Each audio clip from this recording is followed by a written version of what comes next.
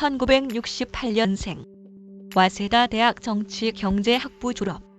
동대학 대학원 정치학 연구과 석사과정 수료. 런던 대학 LSE에서 국제관계학 PhD 취득. 히로시마 대학 평화과학연구센터 준교수. 현재 도쿄 외국어 대학 종합국제학연구원 교수.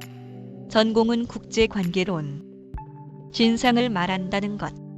1907년 헤이그 밀사 사건을 아시는가요?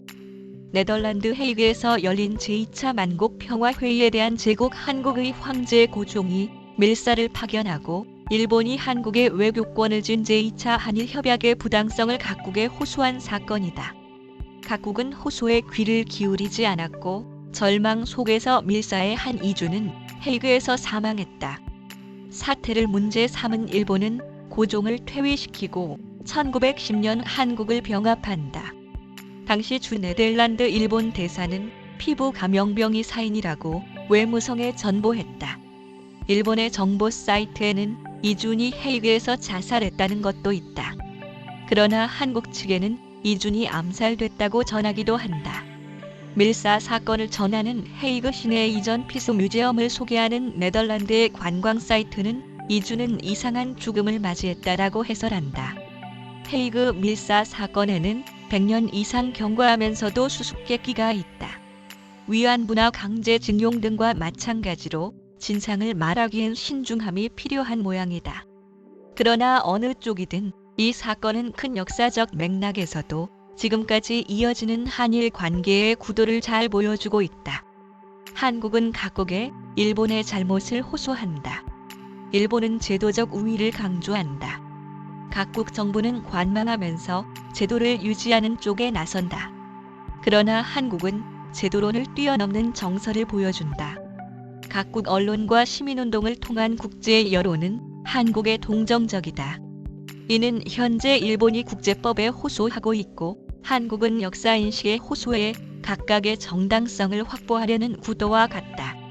이토 히로부미는 초기 한일 병합에 소극적이었다고 한다. 그러나 헤이그 밀사 사건 이후의 동향을 근거로 하여 최종적으로는 합병도 어쩔 수 없다는 의견으로 바뀌었다. 사실 외교권 확보만으로 끝내는 정책이 일본의 실리를 따랐다면 최선이었을 것이다. 하지만 최종적으로는 합병 밖의 사태를 관리할 방법이 없다고 판단되었다. 일본 측도 노골적으로 식민지주의로 한국을 병합한 게 아니라 이른바 정황의 죄인이었다. 열강이 한반도를 겨냥한 제국주의 시대의 국제 정치 현실과 끊임없는 외교권 취득에 따른 한일 관계 유지와의 틈새 상황에서 판단이 내려졌다. 역사의 만약 잎은 금물이라고 하는데 한일 관계의 다른 역사는 있을 수 있었는가? 헤이그 밀사 사건을 떠올리며 느끼는 것은 상황을 냉정하게 파악한 후 장기적인 이익을 바탕으로 한 관리 방법을 모색하는 것이 중요하다. 국제법 대역사인식. 한일 관계의 긴장도를 보면 근본적이고 즉시 효력 있는 해결책을 찾아내는 것은 어려운 것 같다. 불안정성을 가지고 가면서 관리 방법을 찾아야 한다. 사태는 단순하지 않다. 일본은 증용공 문제를 한일 청구권 협정 위반의 문제로 본다. 화이트국에서의 제외는 무역 규칙 운영의 문제로 설명한다. 이에 대해 한국은 증용공 문제를 한일 청구권 협정에서 제외되는 식민 지배 문제라고 주장한다. 현재로서는 일본과 한국의 대립은 국제법을 주장하는 입장과 역사인식을 우선하는 입장에서 대립하는 구도가 되고 있다. 1907년 당시와 같다. 서로의 입장은 충돌한다. 상대방에 대한 양보는 상대방의 발판에서 발생하는 추가적인 문제에 대한 직면을 의미하므로 채택할 수 없기 때문일 것이다. 일본에서 보면 징용공을 둘러싼 한국 대법원 판결을 인정하면 한일 청구권 협정에 구멍이 뚫리고 20만 명이라는 전 노동자가 일본 기업 수십 곳에 손해배상을 요구하는 것을 허락하게 된다.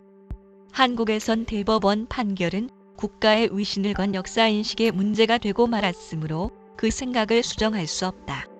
양측이 스스로 입장을 변경할 수 없는 이상 상황 관리에는 쌍방이 자기 입장을 바꿀 수 없다는 인식을 공유하는 것이 우선 필요하다. 양국 간에는 파괴하고 싶지 않은 공유 이익도 있다. 단적으로는 안보 문제다. 양국 모두 미국의 동맹국이자 한일 관계 악화가 미국과의 관계 악화에 파급돼 각자의 동맹 체제가 위기에 빠뜨리는 것은 피하고 싶었을 것이다. GSOMIA 군사정보 포괄보호 협정 파기의 여파가 클 것이다. 북한과의 관계는 미묘하다. 문재인 대통령은 한반도 통일을 통해 본격적으로 통일 조선이 일본을 추월한다고 장담하고 있다. 그러나 북한은 반발밖에 하지 않았다. 북한에 대한 방어 체제는 뺄 수 없다. 중국 또한 중요 요소입니다. 중국은 반일 정책으로 한국에 동조하는 지정학 게임을 자중하고 있다. 무역 전쟁 문제, 홍콩 민주화 운동 대처 등 민감한 문제를 안고 있다. 정책 옵션 재량의 폭을 한국의 반일 운동에 동조하는 정신론으로 좁히는 것을 피한다. 중국은 한일 관계의 악화를 달가워하지 않고 있다. 중국을 끌어들이는 것은 위험한 불장난이 된다. 한일 양국이 뭔가 획기적인 방법으로 상대의 입장을 바꿀 수 있을지도 모른다는 바람을 버린다는 것, 그것은 상황 관리의 관건이기도 하다. 서로 이해 못하는 대로 상황을 관리한다는 것을 이해할 수 없다고 해서 단교한다. 보복 전쟁 불사 같은 것까지 해선 안 된다는 것이다. 왜냐하면 상황 관리의 폭이는 양국에 있어서 불이익이 너무 크기 때문이다. 이것에 대해서 정중하게 무시한다, 거리를 둔다, 합의할 수 없는 것에 합의한다 등의 미묘한 차이가 있는 여러 가지 뉘앙스가 있는 표현이 있다. 다만 서로 알 수 없더라도 상황을 관리해야 한다는 출발점은 우선 양해를 해야 한다. 한국은 GSOMIA의 재개가 일본의 화이트 국가 복귀와 세트라고 다가올 것이다. 미국에도 그렇게 호소해 갈 것이다. 일본으로서는 안이한 무역관리에서의 타협은 오히려 안보의 관점에서 위험하다고 미국에 호소하게 된다. 무역관리 체제의 정비를 확증하기 위한 협의를 제안하는 정도는 하지 않을 수 없을지도 모른다. 현재 상태로서는 대항 조치는 이익이 없을 것이다. 장기적으로는 일본은 한미 동맹 약화의 시대에서도 미일 동맹을 견지해 나가기 위한 정책을 생각해야 한다.